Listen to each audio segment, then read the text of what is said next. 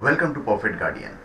Perfect guardian में आपका स्वागत है और हम आपको बताएंगे कि श्री कृष्ण ने एकलव्य का वध क्यों किया था। महाभारत काल में प्रयाग मतलब इलाहाबाद के तटवर्ती प्रदेश में सुदूर तक फैला हुआ श्रृंगवेरपुर राज्य एकलव्य के पिता निषाद राज हिरण्यधनु का था। गंगा के तट पर अवस्थित श्रृंगवेरपुर उसकी सुदृढ़ राजधानी थी। उसी समय उस राज्य की शक्ति मगध, हस्तिनापुर, मथुरा, चेरी और चंदेरी आदि बड़े राज्य के समकक्ष थे। निषाद, हिरण्यधनु और उनके सेनापति गिरिवीर की वीरता विख्यात थी। निषाद राज हिरण्यधनु और रानी सुलेखा के स्नांचल से जनता सुखी और संपन्न थी। राजा राज्य का संचालन अमात्य परिषद की सहायता से करते थे। निषाद राज हिरण्यधनु को रानी सुलेखा द्वारा एक पुत्र प्राप्त हुआ था जिसका नाम था अभिद्युम्न। प्राय लोग उसे अभय नाम से बुलाते थे। 5 वर्ष की आयु में एकलव्य की शिक्षा की व्यवस्था कुलीय जो गुरुकुल होते थे उसमें की गई। बालपन से ही अस्त्र शस्त्र विद्या में बालक की लगन और एक निष्ठा को देखते हुए गुरु ने बालक का नाम एकलव्य संबोधित किया।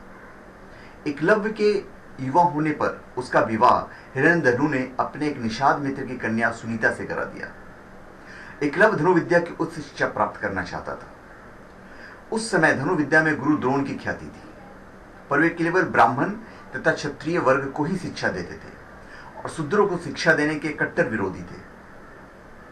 महाराज हिरण्यधनु ने एकलव्य को काफी समझाया कि द्रोण तुम्हें शिक्षा नहीं देंगे, पर एकलव्य ने पिता को मनाया और उनकी शस्त्र विद्या से प्रभावित होकर आचार्य द्रोण स्वयं उसे अपना शिष्य बना लेंगे। पर एकलव्य का सोचना सही न था। द्रोण ने दुत्कार कर उसे आश्रम से भगा दिया। एकलव्य हार मानने वालों में से नहीं था और बिना शस्त्र शिक्षा प्राप्त किए वह घर वापस लौटना नहीं चाहता था। इसलिए एकलव्य ने वन में आचार्य द्रोण की प्रतिमा बनाई और धनुर्विद्या का अभ्यास करने लगा। शीघ्र उसने धनुर्विद्या में निपुणता प्राप्त कर ली। एक बार द्रोणाचार्य अपने शिष्यों और एक कुत्ते के साथ उसी वन में गए। उस समय एकलव्य धनुर्विद्या का अभ्यास कर रहा था। कुत्ता एकलव्य को देख भौंकने लगा। कुत्ते के भौंकने से एकलव्य की साधना में बाधा पड़ रही थी, अतः उसने अपने बाणों से कुत्ते को मुंह बंद कर दिया। एकलव्य ने इस कौशल से बाण चलाए थे कि कुत्ते को किसी प्रकार का चोट नहीं लगी। कुत्ता द्रोण के पास भागा आया। द्रोण और शिष्य ऐसी श्रेष्ठ धनुर्विद्या देख आश्चर्य में पड़ गए। वे उस महान धनुर्धर की खोज में लग गए। अचानक उन्हें एकलव्य दिखाई पड़ा। जिस धनुर्विद्या को वे केवल क्षत्रिय और ब्राह्मणों तक सीमित रखना चाहते थे, उसे शूद्रों के हाथों में जाते देख उन्हें चिंता होने लगी। तभी उन्हें अर्जुन को संसार का सर्वश्रेष्ठ धनुर्धर बनाने का वचन याद आया। द्रोण ने एकलव्य से पूछा, तुमने धनुर्विद्या किससे सीखी? एकलव्य ने कहा, आपसे आचार्य। एकलव्य ने द्रोण की मिट्टी की बनी प्रतिमा को इशारा किया। द्रोण ने एकलव्य से गुरु दक्षिणा में एकलव्य के दाएं हाथ का अंगूठा मांगा। एकलव्य ने अपना अंगूठा काटकर गुरु द्रोण को अर्पित कर दिया। कुमार एकलव्य अंगुष्ठ बलिदान के बाद पिता हिरण्यधनु के पास चला आता है। एकलव्य अपने साधनापूर्ण कौशल से बिना अंगूठे के धनुर्विद्या में पुनः दक्षता प्राप्त कर लेता है। आज के युग में आयोजित होने वाली सभी तीरंदाजी प्रतियोगिताओं में अंगूठे का प्रयोग नहीं होता है, अतः एकलव्य को आधुनिक तीरंदाजी का जनक कहना उचित होगा। पिता की मृत्यु के बाद वह श्रृंगवेर राज्य का शासक बनता है। अमात्य परिषद की मंत्रणा से वह न केवल अपने राज्य का संचालन करता है, बल्कि निषाद भीलों की एक सशक्त सेना और नौसेना गठित करता है और अपने राज्य की सीमाओं का विस्तार करता है।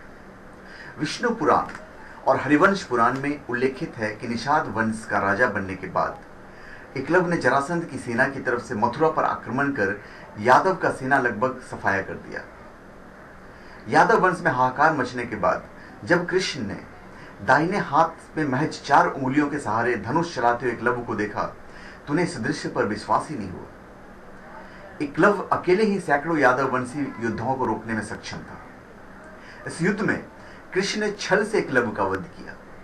उसका पुत्र केतुमान महाभारत युद्ध में भीम के हाथ से मारा गया था।